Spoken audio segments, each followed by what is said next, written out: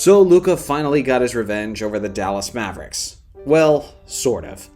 The Lakers won the game with a final score of 107-99, and after the first quarter, it looked like the game was going to be absolute fire, but things did cool down quite a bit for Luka, although he did finish with a very impressive stat line. Now make no mistake, this game was only the appetizer, and the main course will be on April 9th, when Luka goes back to Dallas. In that scenario, he'll be in front of his old fans, and that'll be really interesting to see how loud that home crowd is for Dallas whenever they score compared to when Luka Doncic scores. That is going to be a historic night, and that's actually a game that I'm tempted to go to. I'm genuinely considering it, and I might just vlog the experience. Let me know in the comments section if any of you guys are planning on going, because it actually might be cool to do a meet and greet before the game starts. But again, I'm not sure. If I do decide to do it, it's going to cost me a pretty penny, because tickets are not going to be cheap. But let's get back to the game that just happened. The Lakers pulled off the victory, and let me make this clear. The Mavericks were nowhere close to full strength. They didn't have Daniel Gafford, Derek Lively, or Anthony Davis. So to say that they're hurting for rim protection would be a massive understatement. And the Lakers scored a lot of points in the paint last night. But let's start from the beginning. The Lakers had a very nice tribute video for Anthony Davis, who was a bit emotional during the event, and it was great to see, especially because everyone lately has been acting like Anthony Davis is chopped liver. Yes, I get it, he's injury prone, and as a Lakers fan, I experienced that many times before. But with that being said, when he's on the court, he's still a beast. And if he's on the court during your playoff run, you can make a whole lot of noise. It was really funny when the game was about to start and everyone was walking onto the court. All the players were enjoying their reunions, as LeBron James and Kyrie Irving, Luka Doncic and Kyrie Irving, and various old teammates were doing their own signature handshakes. And then there was Klay Thompson, looking about as sad as he could possibly look. Think about it. Before this season started, this guy had to decide between the Los Angeles Lakers and the Dallas Mavericks, and he ended up picking the Dallas Mavericks for the opportunity to play with Luka Doncic. And now, he has to watch Luka Doncic playing with the Lakers that he passed up, while his father, who's a former Laker, is constantly reminding him that he's disappointed in the decision he made. It really had to be rough to be Klay on this night. To start the game, you could tell that Luka was extra aggressive, not just offensively, but defensively as well. When this trade first went down, I said that I thought the Lakers were going to suck defensively, like just about everyone else thought. But what I didn't foresee happening was just how much this trade would re-energize the team. LeBron has been insane ever since the trade went down, and the role players are stepping up big time, not just with their perimeter shooting, but with their defensive effort as well. Even Luka Doncic is making a big impact on defense. I guess it makes sense, they literally called him fat on his way out, and he's determined to prove that not only can he play defense, but he can get himself in shape.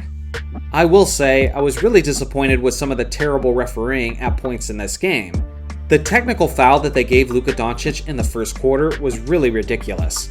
I'm so sick of these referees trying to become the main characters within the game. I mean, first things first, Luka was absolutely right to complain. It was an easy call, the ref missed it, and then he penalizes Luka for it even further by giving him a technical foul when he was justifiably upset. I know Luka whines a lot, but you gotta take the L on that one if you're the referee. Again, as I alluded to earlier, Luka was absolutely on fire early on, and so was Kyrie Irving. And after the first quarter, it was looking like this game was going to be an absolute classic, as both guys were putting up some monstrous stats.